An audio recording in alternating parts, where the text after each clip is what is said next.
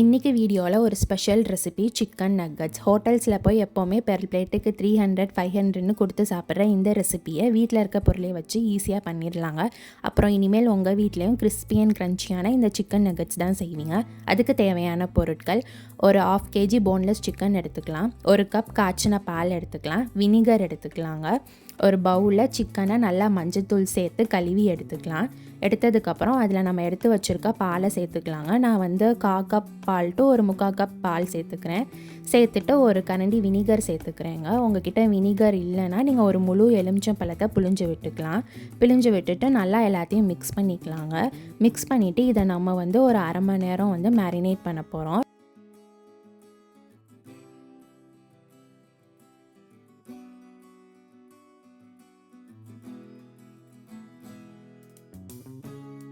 நல்லா மேரினேட் பண்ணதுக்கப்புறம் இதில் நம்ம ஒரு எக்கு சேர்த்துக்கலாங்க. 1 ஸ்பூன் பெப்பர் மசாலா சேர்த்துக்கலாம்.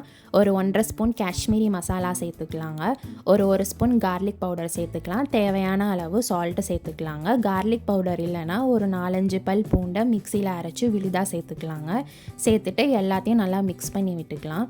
மிக்ஸ் பண்ணிட்டதுக்கப்புறம் இந்த மிக்சரையும் நம்ம ஒரு 15 மினிட்ஸ் மேரினேட் பண்ணி எடுத்துக்கலாங்க.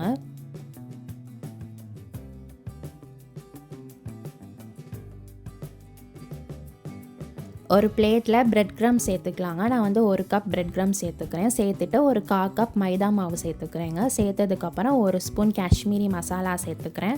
அதுக்கப்புறம் 1 ஸ்பூன் கார்லிக் பவுடர் சேர்த்துக்கிறேங்க.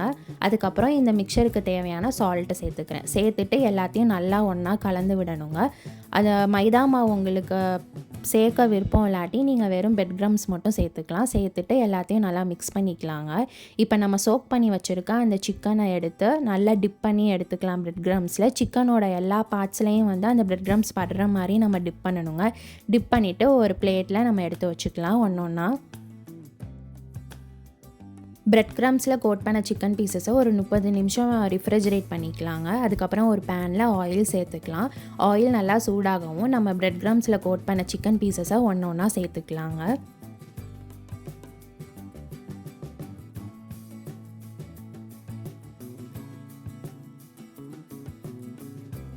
சிக்கன் பீசஸை எண்ணெயில் போட்ட உடனே கரண்டி வச்சிடக்கூடாதுங்க. ஒரு 2 to 3 மினிட்ஸ் கழிச்சு தான் நம்ம கரண்டியை வச்சு டில்ட் பண்ணி ஃப்ரை பண்ணி எடுக்கணும். இல்லாட்டி பிரெட் க்ரம்ஸ் சீக்கிரம் உதிர்ந்துடும்.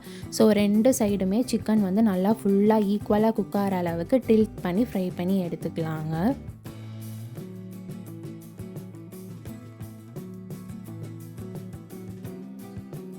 சிக்கன் நல்லாவே ஃப்ரை ஆயிடுச்சுங்க. ஒரு மாதிரி ப்ரௌன் கலரில் வந்துருச்சு. இப்போ நம்ம ஒரு பிளேட்டில் எடுத்து ட்ரான்ஸ்ஃபர் பண்ணி வச்சுக்கலாங்க.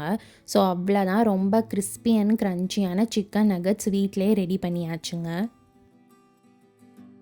இந்த சிக்கன் நக்கட்ஸோட புதினா சட்னி இல்லாட்டி டொமேட்டோ கெட்சப் இல்லாட்டி மயோனைஸ் வச்சு சாப்பிட்டிங்கன்னா செம்ம அல்டிமேட் காம்போவாக இருக்குங்க. கிட்ஸுக்கு ரொம்ப ஃபேவரேட்டான டிஷ்ஷாக இருக்கும். கண்டிப்பாக நீங்களும் ட்ரை பண்ணி பாருங்கள்.